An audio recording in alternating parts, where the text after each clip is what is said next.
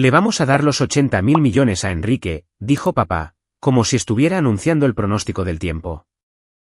Luego me miró directamente. Ahora, vete. Estás exiliada. Mi madre sonrió. Mi hermano se ajustó los gemelos. Podía oír el zumbido del conducto de ventilación sobre nosotros mientras hacía la única pregunta que nadie esperaba. ¿Entonces, vendieron la compañía sin mis patentes? Mamá soltó una pequeña risa. Vendimos nuestro negocio. Al otro lado de la mesa, el comprador dejó de escribir. Se levantó lentamente, cerró la carpeta que tenía delante y miró a mi padre. En realidad, ese fue el momento en que me di cuenta de que no solo me habían traicionado. Habían calculado mal todo. Antes de sumergirme en la historia, denle a me gusta y dejen un comentario diciéndome desde dónde están escuchando. Déjenme saber si alguna vez han visto a su propia familia descartarlos antes de que entendieran lo que realmente tenían en sus manos, porque ese era exactamente el error que la mía estaba a punto de cometer. 8 años antes, nada de esto parecía peligroso. En aquel entonces, nuestro negocio familiar todavía se sentía lo suficientemente pequeño como para ser personal. La oficina en Austin olía a café quemado, papel de impresora y al limpiador de limón que nuestro equipo de noche usaba en las mesas de conferencias. Papá, Miguel, usaba la misma corbata azul marino en cada reunión con inversores. Mamá, Susana, tenía fotos familiares enmarcadas detrás de su escritorio. Y Enrique, mi hermano mayor, podía entrar en una habitación llena de extraños y hacerlos sentir como si lo conocieran desde hacía años. Yo era diferente. Tenía 35 años para cuando todo se desmoronó, pero incluso a finales de mis 20, yo era la que prefería un laboratorio tranquilo a ser el centro de atención. Usaba americanas sencillas, me recogía el pelo castaño cuando trabajaba y mantenía un viejo cuaderno azul al lado de mi teclado. Ese cuaderno contenía los primeros bocetos, cálculos y pequeños diagramas feos para el sistema de automatización que finalmente haría que nuestra compañía valiera más dinero del que yo podía comprender. Todavía recuerdo el primer prototipo. Tenía 27 años, estaba agotada y funcionando a base de café de máquina expendedora cuando finalmente funcionó. La máquina se ajustó a un obstáculo inesperado sin bloquearse. Me reí tanto que casi lloré. Enrique lo llevó a un evento de la industria la semana siguiente.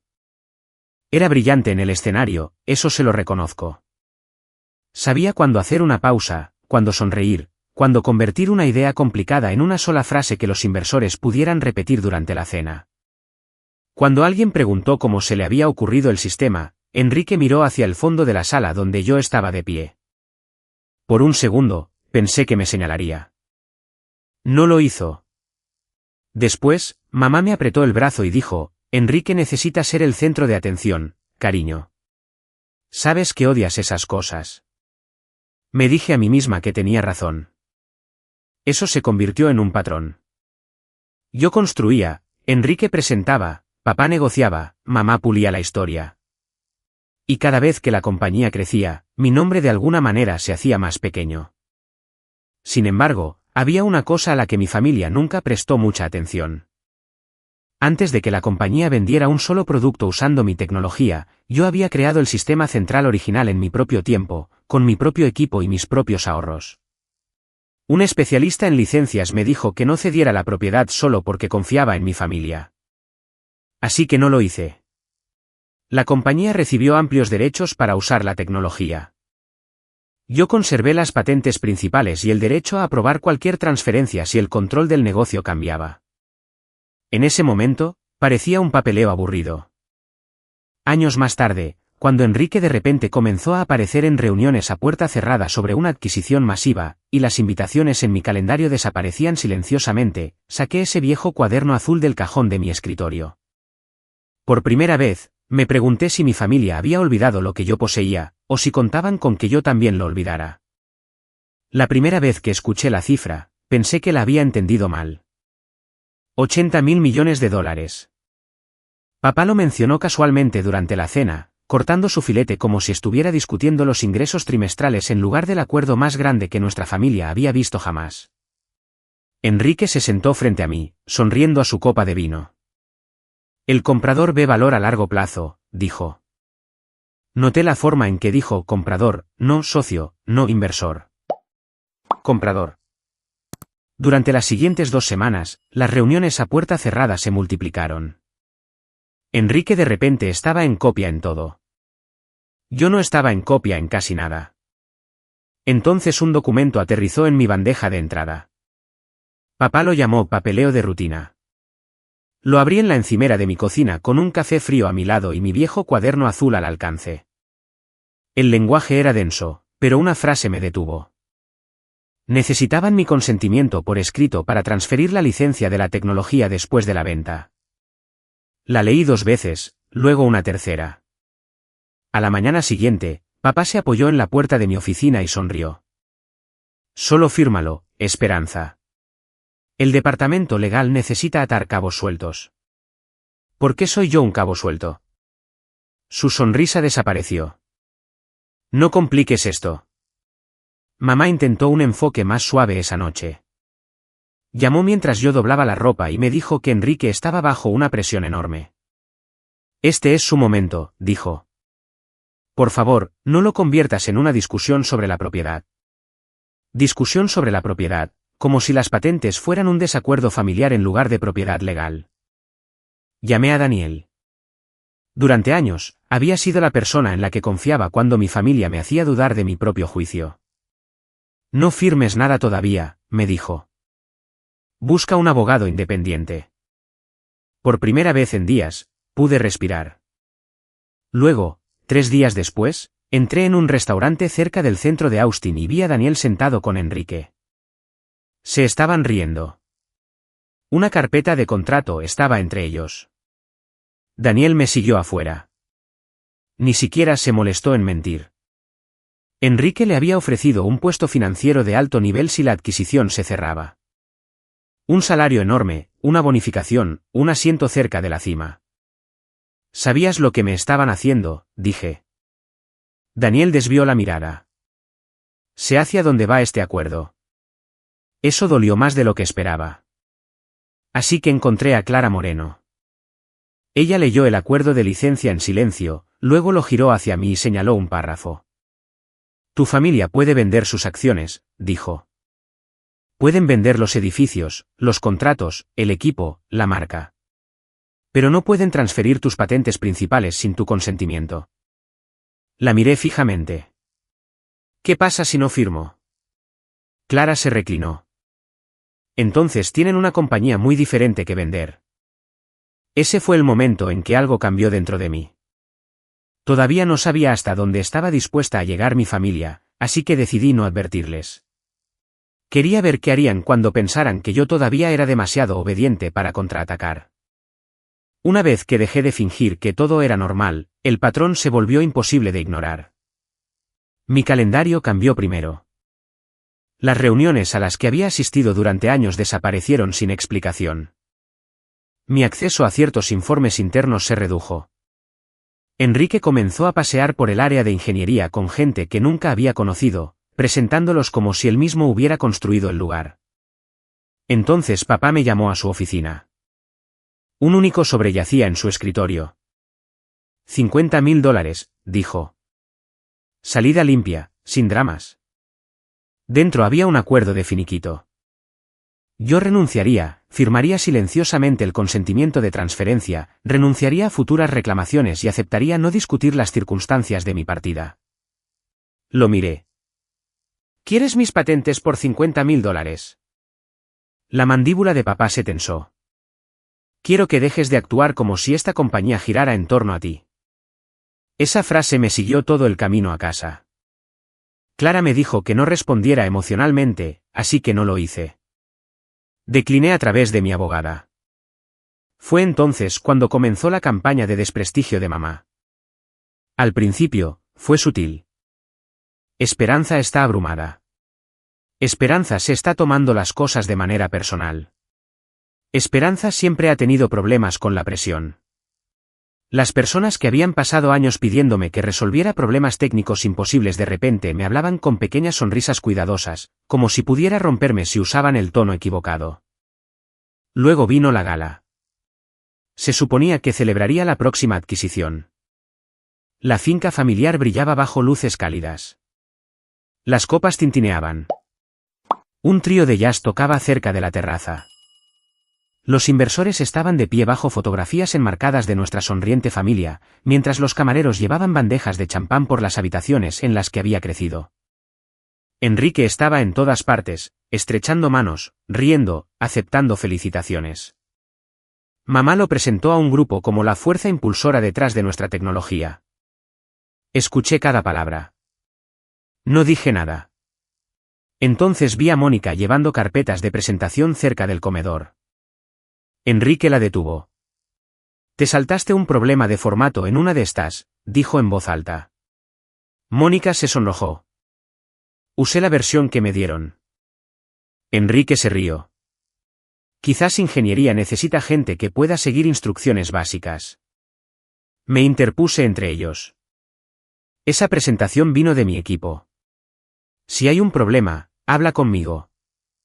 Su sonrisa se desvaneció. «De verdad no puedes soportar una noche sin ser el centro de atención, ¿verdad?»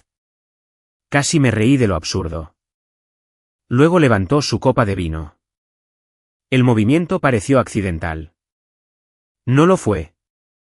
El vino tinto se derramó por la parte delantera de mi blusa color crema y mi chaqueta oscura. La habitación quedó en silencio. Podía sentirlo empapando la tela, frío contra mi piel. Enrique abrió mucho los ojos. «Esperanza, vamos». Se me resbaló. Miré a papá. Él miraba fijamente su bebida. Miré a mamá. Se inclinó más cerca y susurró: «Por favor, no montes una escena». Algo dentro de mí finalmente se aquietó. Fui al baño y me miré bajo las duras luces blancas. Vino tinto, ojos cansados, 8 años de excusas. Abrí mi bolso. Mi viejo cuaderno azul estaba dentro. Pasé el pulgar por la cubierta gastada y llamé a Clara. He terminado de protegerlos. A la mañana siguiente, toda comunicación pasó a través de ella. Preservamos correos electrónicos, pagos, registros de reuniones, registros de acceso y grabaciones de seguridad. Clara notificó formalmente al comprador que yo no había consentido ninguna transferencia de mis patentes. Papá todavía presionaba hacia el cierre. Pensaba que $80.000 millones lo hacían intocable. Entonces apareció la invitación a la reunión final en mi pantalla. Cerré mi portátil, metí el cuaderno azul en mi bolso y me dirigí a la sala de juntas. Esta vez, no tenían idea de que yo llevaba la única cosa que no podían comprar. Papá ya estaba de pie cuando entré en la sala de juntas. Enrique se sentó a su lado con un traje de color carbón, un tobillo descansando casualmente sobre su rodilla. Mamá tenía una taza de porcelana frente a ella, intacta. David Vargas y 3 miembros del equipo legal del comprador ocupaban el otro lado de la mesa. Clara tomó el asiento a mi lado. Papá no nos pidió que nos sentáramos. «Le vamos a dar los $80.000 millones a Enrique», declaró. Luego me miró directamente. «Ahora, vete. Estás exiliada». Por un segundo, nadie se movió. Miré a Enrique. No me sostenía la mirada. Miré a mamá. Parecía casi aliviada. Mamá soltó una risita. Vendimos nuestro negocio. Al otro lado de la mesa, David dejó de escribir. Se puso de pie. En realidad. La expresión de papá cambió. David cerró la carpeta frente a él. Esta transacción no se ha cerrado. La sala quedó en silencio. Los fondos no han sido liberados, continuó. Y desde esta mañana, tenemos un serio problema de propiedad. Papá se giró hacia mí. ¿Qué hiciste? Clara respondió antes de que yo pudiera. Esperanza no hizo nada excepto negarse a transferir una propiedad que le pertenece. Colocó el acuerdo de licencia sobre la mesa. El abogado de David lo abrió en la sección marcada. La compañía tenía amplios derechos para usar mi tecnología, pero no poseía las patentes principales. Y si el control de esta compañía cambiaba, esos derechos no podían pasar a un nuevo propietario sin mi consentimiento por escrito. David me miró directamente. No.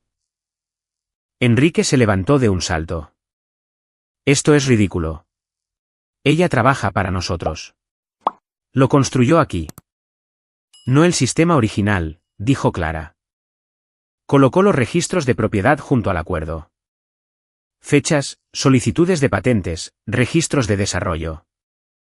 Mi cuaderno azul yacía silenciosamente frente a mí, con las esquinas desgastadas por años de uso. Papá miró fijamente los papeles. Luego intentó un ángulo diferente. Esto es una disputa familiar. Esperanza está enojada porque Enrique va a tomar el control. Clara deslizó otro documento sobre la mesa. La oferta de finiquito. $50.000 a cambio de mi consentimiento, mi silencio y mi renuncia a futuras reclamaciones. David lo leyó una vez, luego otra. Su rostro se endureció. Intentaron despedir a la propietaria de las patentes antes del cierre y condicionar su finiquito a la transferencia del activo. La voz de papá se elevó. Eso no es lo que pasó. Es exactamente lo que pasó, dije. Enrique golpeó la mesa con la palma de la mano. Estás manteniendo como rehén $80.000 millones porque estás celosa. Finalmente lo miré. No estoy reteniendo nada tuyo, Enrique. Su rostro se puso rojo. Esto pertenece a la familia. No, dije. Eso es lo que se decían a sí mismos. Clara abrió una última carpeta. Después de que me negué a firmar, Enrique había contratado a un contratista externo para encontrar otra forma de entrar en los sistemas que contenían tecnología que él no controlaba. No había una grabación secreta dramática. No era necesario. Había pagos, mensajes, facturas, registros de acceso y un contratista que detuvo el trabajo, contrató a un abogado y aceptó cooperar después de darse cuenta de que había una disputa de propiedad legítima. Enrique se puso pálido. Papá se giró hacia él. ¿Qué hiciste? Estaba protegiendo el acuerdo. La silla de David raspó el suelo mientras se levantaba de nuevo. No. Estaba creando una responsabilidad adicional dentro de una adquisición de $80.000 millones. Mamá finalmente dejó su taza. Su mano temblaba. David miró a sus abogados. Hemos terminado. Papá parpadeó. ¿Qué significa eso? Significa que las condiciones de cierre no se han cumplido. La adquisición se cancela. No se liberarán fondos. Enrique se hundió lentamente en su silla. $80.000 millones, desaparecidos antes de que hubieran sido realmente suyos. Papá me miró como si lo hubiera destruido, pero no lo había hecho. No había tomado su compañía. No había tocado su dinero. No había saboteado un solo sistema. Simplemente había dejado de dar permiso a mi familia para venderme junto con todo lo demás. Recogí mi cuaderno azul. Meses antes, papá había planeado que la seguridad me escoltara por esa misma puerta. Esta vez, la crucé por mi cuenta. Y detrás de mí, por primera vez en 8 años, Enrique fue el que se quedó sentado en la habitación sin una respuesta. Las repercusiones no ocurrieron de la noche a la mañana. Eso me importaba. Durante años, mi familia había tratado las consecuencias como algo que le sucedía a otras personas, pero esta vez no hubo una explosión dramática, ni un solo momento en el que todo se desvaneciera. Se desmoronó pieza por pieza. Primero, el comprador se retiró formalmente. Luego, la compañía tuvo que revelar que la tecnología en el centro de su valoración no podía ser transferida bajo los términos que habían prometido. Los inversores se retiraron. Los prestamistas comenzaron a hacer preguntas más difíciles. Los contratos que una vez parecían seguros de repente tuvieron que ser revisados. La compañía todavía valía algo. Simplemente, ni de lejos lo que papá se había convencido de que valía. En cuestión de meses, Miguel Benet ya no la dirigía.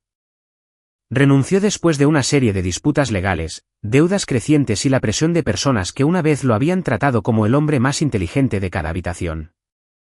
Mamá lo tomó peor que él. Susana siempre había controlado la historia. Sabía a quién llamar, qué decir, qué versión de un evento hacía que nuestra familia pareciera pulcra y unida.